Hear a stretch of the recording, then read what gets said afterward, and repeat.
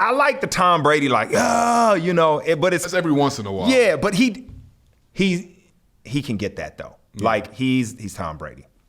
I need you to be like that, but I need you to be more chill. Like I know Aaron Rodgers, he's a little too calm, but I'm all right with that for the most part. That kind of just, I'm chill, I'm under control. I don't want you being too wild as a quarterback. Are you all right with that ass whipping they just took? No. No, not at all. God, not at all.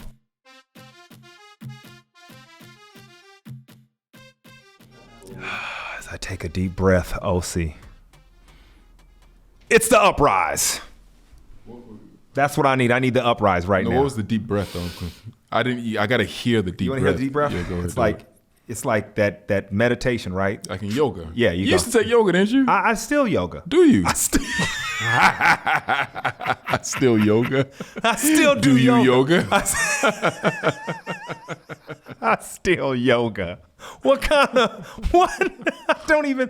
What I was basically trying to do the calm before the storm, just and then the uprise as the music hits you, right? Because that's how the uprise music hits me every week. Deep breath in, boom. Fire, game time, go, uprise all day. We're back, Osi. We're here, man. We are. The Jason and Osi Podcast. Is it too late to change our name, the podcast? I think that the people enjoy our name. I think the people like our name. And I think that it rolls off the tongue very, very well. The Jason and Osi Podcast. Right? Smooth, right? The way you say it. So we got to keep it like that. The way you say it.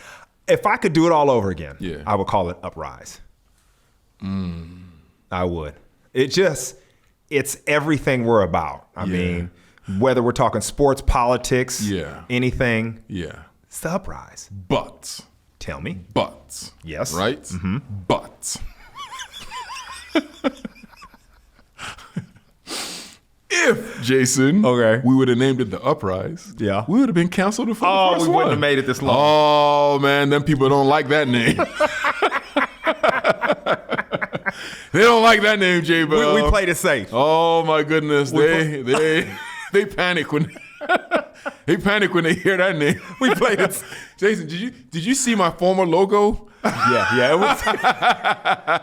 It was what when you took it down, I said somebody asked nicely. Oh, this guy's trying to go places.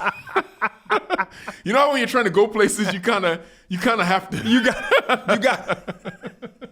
You got to steer the car straight a little bit. Man. Oh my God! This world is a trip, bro. Hey, this world is a trip. It is a trip. To our viewers, listeners, because we're on YouTube now. We are. Is that why we're dressed like that? Well, no, we're dressed like this because we were filming. Got you. Right, but that's why we're in suits, and I wanted to let them know. Yeah, you're so honest, man. I didn't want to lie to them. Yeah, I kind of wanted to make it feel like we got dressed up specifically for this podcast, but I wasted an opportunity. Yeah, you did. You're supposed to be a man of the people too. I am a man of the people. No, not anymore. Not anymore, J-Bell. No. You've been on Strictly Come Dancing. You're doing the Roomba, and all of a sudden, you changed. Do you still ride the bus, Jason Bell? Yes. Yeah, right. I do. You probably got the bus to yourself. You probably got the bus, and you sitting on the bus by yourself. I'm not taking this one. I'll take the next. I have done that. So you don't know about this because you don't take the bus. That's true. But sometimes there's two buses that come together and go in the same direction, right? So everybody rushes on the one bus, but I know I'm going the same direction. Yeah. So I get on the bus after. Yeah. Nobody's on there. So you outsmart them. Mm-hmm. I got you. Well done. Yeah. So I do take the semi-empty bus. Yeah. Love the bus. Yeah. Love the people too. No, you don't. Not anymore. How you think Dan's doing with his Strictly practice? I think Dan's gonna be okay, man. You think he's gonna be all right? Yeah, I do. But I climbed Mount Kilimanjaro with Dan. That's tough. And I saw this man operating under stress. I saw him operating under pressure. And this man came through in the clutch. Matter of fact, I used to call him Lieutenant Dan, like Forrest Gump. You seen Forrest Gump? Yes, I have. Lieutenant Dan. Yeah. That's what I called him. I used to call him that. Yeah. I didn't know. Yeah. And so I think he's gonna be fine, man. I do. Man, you right too. If you can handle that kind of stress, you'll be all right. Shout out to Dan, our man. He's getting ready. Hopefully he's working on his flexibility and things of that nature. NFL kicked off. Love it. First week. Exciting for all of our listeners that like the the game of the NFL. Some people listen to us, they don't even care about football. It's weird. It's true. Yeah.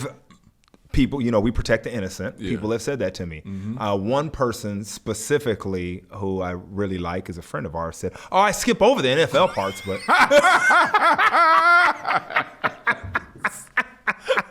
He looked you dead in your eye. She said I skip over the NFL and knows parts. the game, knows the NFL. I skip over the NFL parts. So I think her husband listens to the NFL parts, but she skips them over. So and likes the game. But yeah, we must be boring when we talk about that. But I will say this: NFL, don't panic. Yeah, fans, do not panic. If your team didn't play well, if a player didn't play well, don't panic. Yeah. Right? Yeah. It's early. I agree. I can't even think of ever, except for maybe one game in my 12-year illustrious NFL. Jason, I was a monster. In case you weren't on the field with me while I was being a monster, let me remind you, I was a monster. Oh my God. I can only remember once where I played well in my first game. One time. Really? One time. It was against the Carolina Panthers, 2010. That was the only game I remember I played well. It usually took me 2 to 3 games to really get into my groove, right? And I don't understand why, but it would be like game 3, game 4, I would hit my stride and then I would start terrorizing people. But the first couple of games, Jason, I never really played well. Like, never actually happened. Look throughout my career, it never happened. Never happened. But you held your own. I was okay. I was doing my job, right? Right. But I wasn't necessarily making the plays that I needed to make. I was a skillful player, right? There's some people who they just have natural ability. They just go out there and they play, right? But I had to go out there and I had to watch my opponent. I had to see what he was doing well. I had to see what he was doing wrong. And in the early stages, you couldn't really see any of that unless, of course, you knew the guy or you'd been playing against him for many, many years, right? I never really could see that, so I would have to see some tape on him. Oh, this is what he did. This is what he couldn't do. This is how I'm going to get after him. And this was the way I was able to get after the quarterback. It took me a little while to get myself going. Make a very, very interesting point. And this is why I wanted to go into this direction. I believe because defenses, we have to get a key. We got to watch film. We got to study our opponent. We got to see who you are that year. Defenses always start slow to me in the NFL. There are some defenses that play well, but you're going to see the offense kind of have a kickstart, right? Because if they got their timing down, if they have their rhythm down, they can kind of flow a little bit. But defenses, it takes a little time. And I was just like you. That's why the preseason always kind of scared me a little bit. In the preseason, you don't know your opponent. You could be covering a receiver you never seen before. Yeah. And you're like, I didn't know this guy was this fast, In the season, what helped me was tape study. Understanding my opponent, learning my opponent. And in these first 4 games, like you said, the first 3 games, it's going to be interesting to see how the teams shake out, but we're going to see those teams that play like you get better. So just don't panic, Chill people. out, man. Chill out. That's what you have to tell me a lot of times. Yeah. Don't panic. True. That's true. Because you panic. You panic. You do. Yeah. But that's what happens on the field. That's why, life, we always talk about, is so similar to what we dealt with on the field because... It's a microcosm. And it's intense, right? It's all squeezed into this short 17-week season. I almost said 16. We got an extra game, everybody. But yeah, you need people that kind of tell you it'll be all right. Yeah. It'll be good. We had a little adversity this morning, didn't we? Tell us about it, Jason. Oh, dude. What happened? Well, this happens to everybody a little bit sometimes. It was raining. Yeah. We had to get somewhere. We had to do some things. Yeah. And our cars never showed up. Yeah. Imagine that. Imagine that. Funny thing about the United Kingdom, right? Yeah. For as much as it rains out here, right? The minute it rains, the city act like what is it raining? What is going on? Oh, we're not going to send the cars out. We can't walk. It rains almost every day. Like, how have you been able to function as such a civilized society? And it rains every day. I've never seen anything like this, J-Bell. Why do they behave like that? Why do they do this, Jason? Why? Like, it'd be like you in California, you go outside and the sun is shining. You're like, the sun? Is the sun shining? I don't know what to do. I can't see. What is that? I don't know, but it's like they can do, light rain is cool. Heavy rain doesn't work. No. Doesn't work. It's crazy. I enjoy it. We got here, though. Adversity. Yeah. I was talking to somebody, this is weird. Tell me. This is really, really strange. And I was telling somebody that one of the reasons why I really like where we live now is because of the weather, because of the rain. I enjoy it. Me too. Yeah. Does that say something about us? It's my sister said that the reason why it's like that is maybe because of your personality, but I was like, Jason, that's not Jason's personality at all. He's the opposite. He's the opposite of that. Now me, okay, but I do not understand why I enjoy it like that. Oh my gosh, yeah. Maybe we just enjoy being out here, so we'll take everything that comes with it. The good and the bad. Yeah, just it's all good with us. Yeah, we love it. Oh my God, it's raining! It's raining. I don't know what to do. I hate 330 days out the year it's raining, and you still don't know. You still haven't figured out what to do when it rains. The panic, it sets in. Oh my God. People are going to come up to us and start, it's raining. Oh, man. Unbelievable. I saw something else yesterday. Tell me. And I found this fascinating. Okay. The Baltimore Ravens, right? Yes. Against the Las Vegas Raiders right? now, yeah. Fantastic game. Yeah. Right? Yeah. One of the best games. You loved it. We loved week, it. Right? Mm-hmm. Now, maybe it's because the Ravens have lost quite a few running backs. They still rush for over 100, like 180 yards. Ton of injuries, right? Yeah. But they still rush for over 100, like 180 yards, right? I think this is like their 30th game in a row over 100 yards. Like about to be 86 came from the quarterback. Yeah. Yes. Right. But here's the thing that I noticed about this team. Okay. Lamar Jackson, right? Remember the offense they used to run before? Yes, I do. They weren't really running that offense. He was more of a pocket passer, right? And he struggled a little bit, right? But I don't care about that. I'm okay with him struggling a little bit, trying to be a pure pocket passer, because I believe he has the ability to be able to do that, right? Yep. But here's the thing that I found interesting, and this is something we talked about 2 years ago. And I said this. I said the Baltimore Ravens, if they're ever going to take the next step, all right, they're going to have to force Lamar Jackson into being a pocket passer. You said it. I remember it. We all know he can run. Yeah. We all know he can do that. I remember you saying right? this. But in order for them to take this next step, they're going to have to force him to do that. And he's going to take his lumps. He's going to take his bruises. But he's going to come over on the other side, and he's going to be the best quarterback in football. Why? Because he's going to be able to read the defense properly. He's going to be able to sit there in that pocket. But guess what? When it's time for him to escape and make magic happen, he is going to be able to do that on a completely different level. And this is what I said. Yeah, you did. They didn't listen to me last year. But it seems like they may be listening to me this year, J-Bell, because they played him in a way that I didn't think they ever were going to do, and it's going to pay dividends for them down the road. Greg Roman, the offensive coordinator, right? Mm-hmm. Everybody calling him out on, man, you need to give this man some kind of passing attack, right? Design something for him. And throwing the ball 30 times. Completed 19. Mm-hmm. I'll take that, OC, like you said. 235 yards. But what you said, the point you made is the most significant, and it's this. We know they're a good team. Yep. We know they're going to win games. Hopefully they're in the playoffs.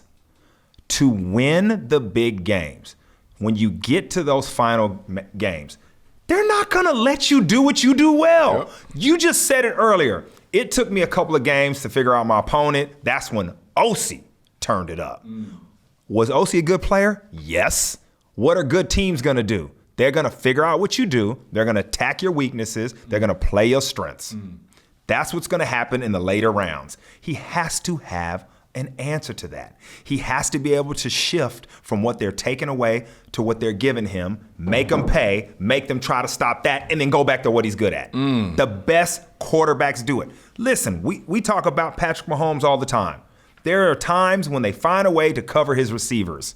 If they turn their back and they're not watching him, can he get you up the middle for 15, 20 yards? Yep. It's not pretty, but he gets there. Yep. He gets there. So if he couldn't do that, then he wouldn't be able to really execute the way he needs to. Now, we know you play against Tom Brady. He's not running anywhere. But he can do other things. He can carve you up in other ways. He can dump off the ball. That's why he always needs a little running back, right? That's why that's why they brought in Giovanni Bernard, right? Because he can't run.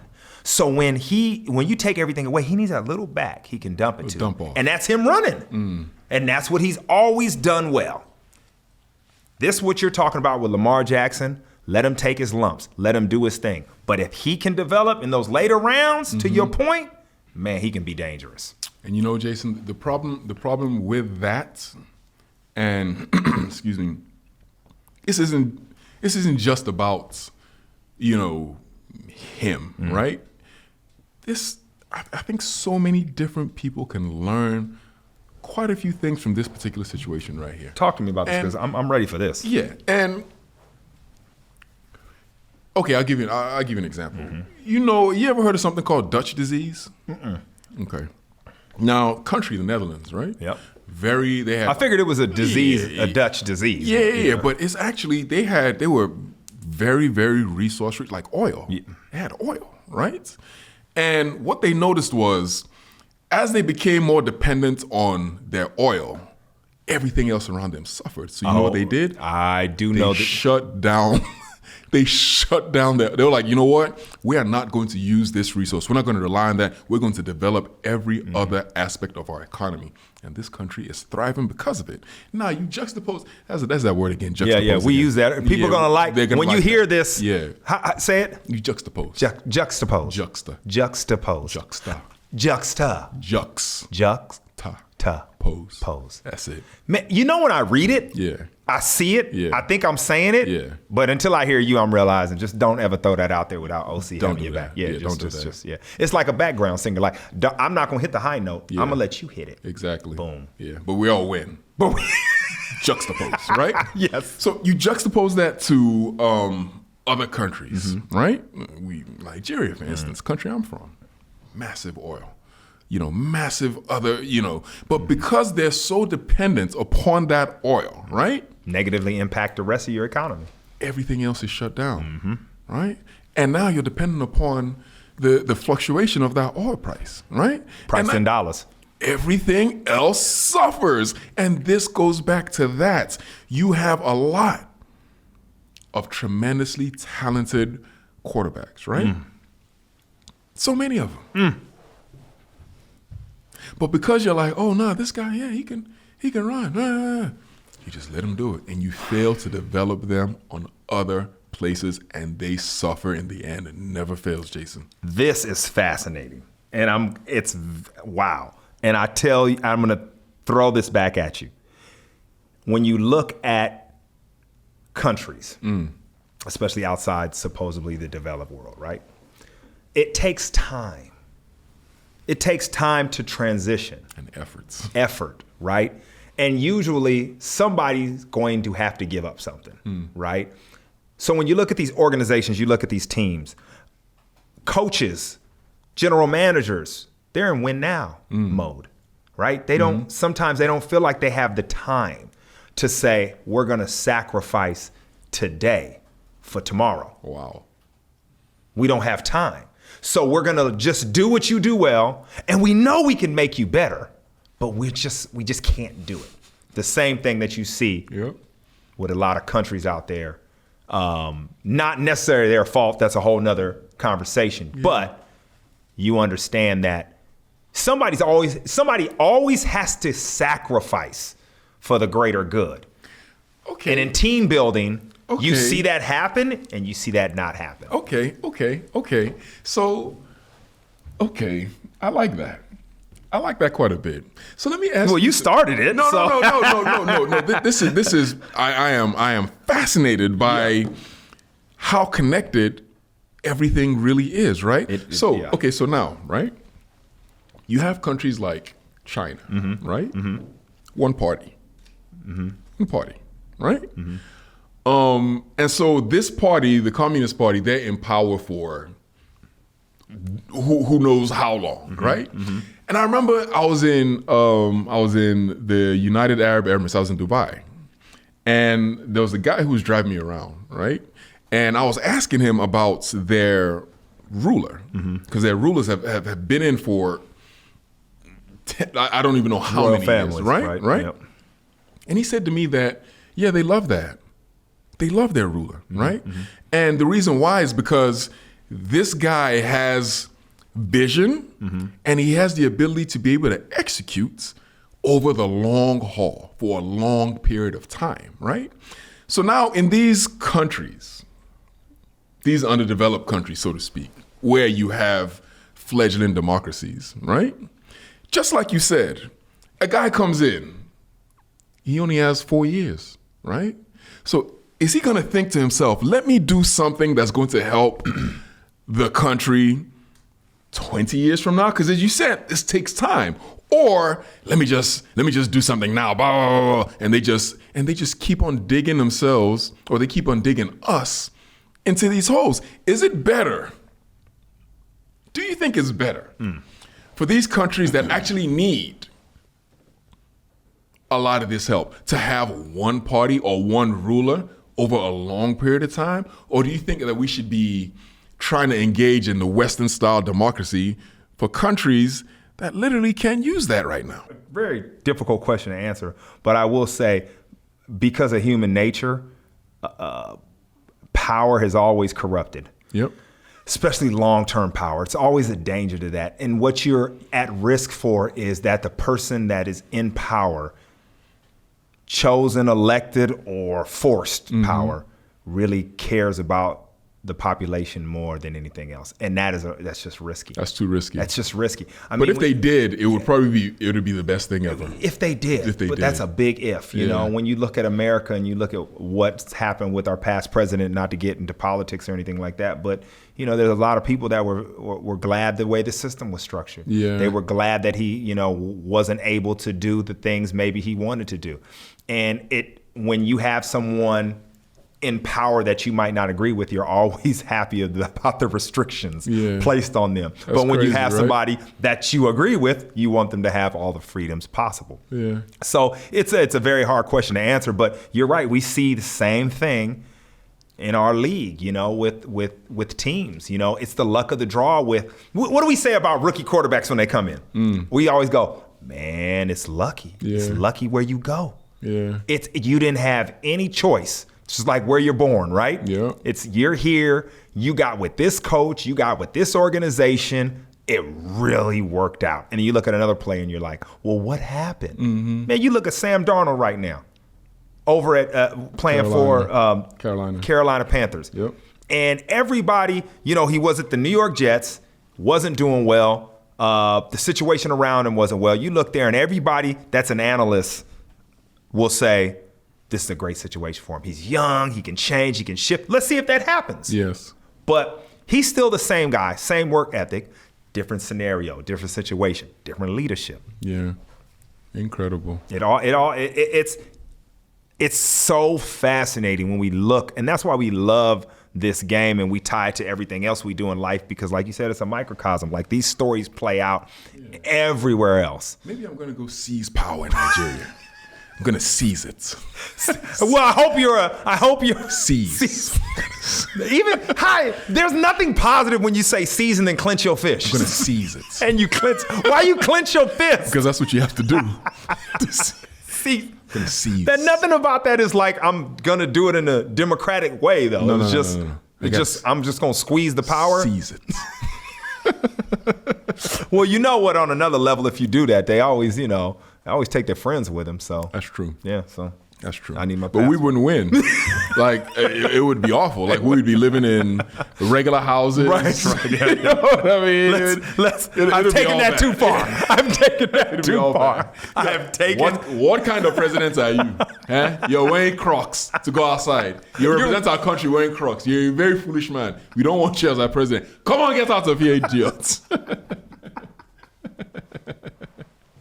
That's Nigerian Osi. What? Come on, get out of here, idiots. That's what they say. It's very, very fast. When does Nigerian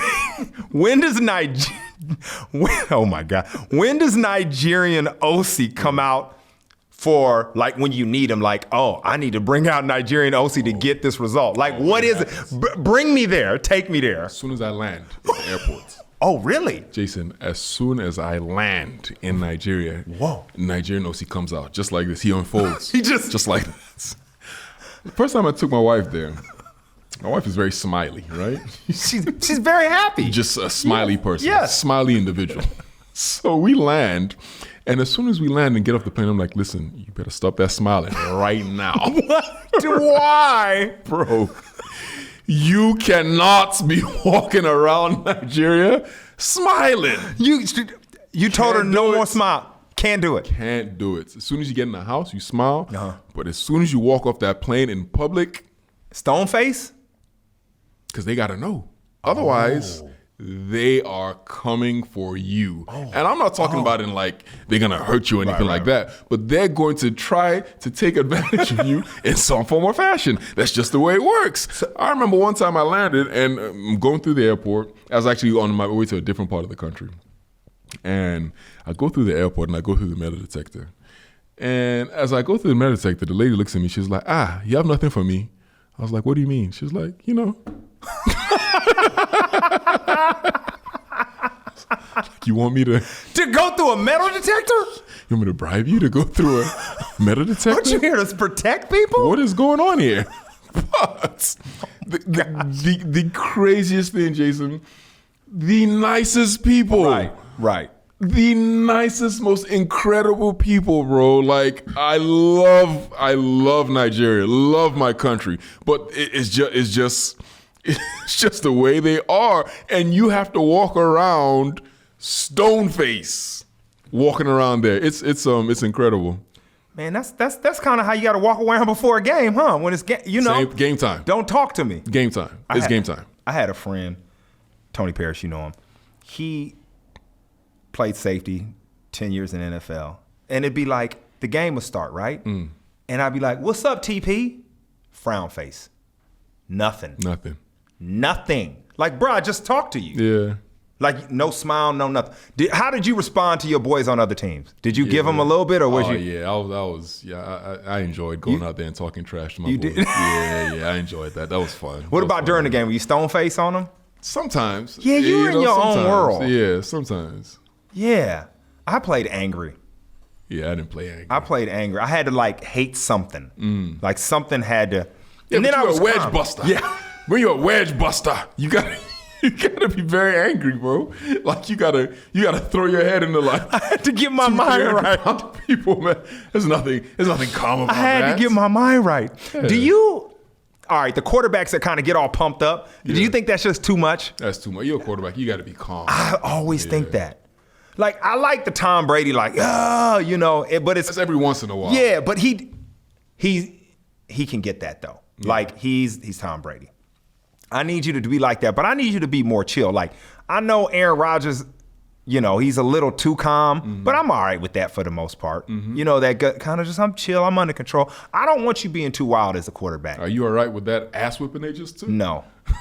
That's no, not at all. God, not at all. 38-3. Yeah, that was something else. That lets you know. What in the world? Something's going on over there, man. I don't know if they can get out of it.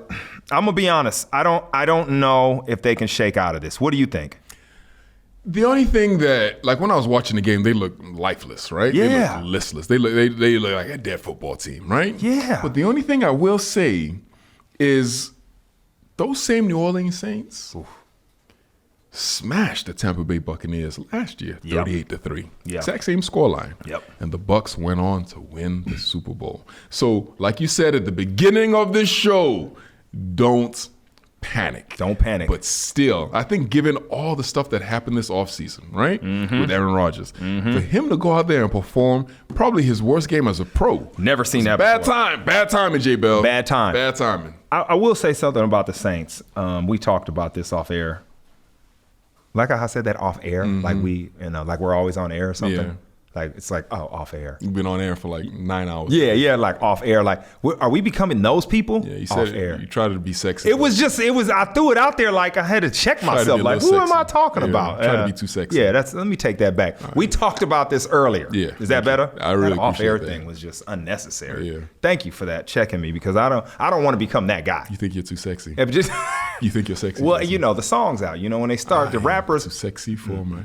Speaking of. Have you seen that original video? I've seen it. Isn't that Right Said Fred? Yes. Yeah, Right Said Fred. Yeah. Uh-huh. Yeah. Have you heard Drake's album? Yeah, I have. Have you heard Kanye West's album? Yes. Which one did you prefer? Well, I haven't listened to Kanye's as much as I have Drake's. So you prefer Drake's? I like them. Kind of like when I was talking about that chicken, remember? You don't like it. Oh, so you didn't like the chicken? I didn't like it.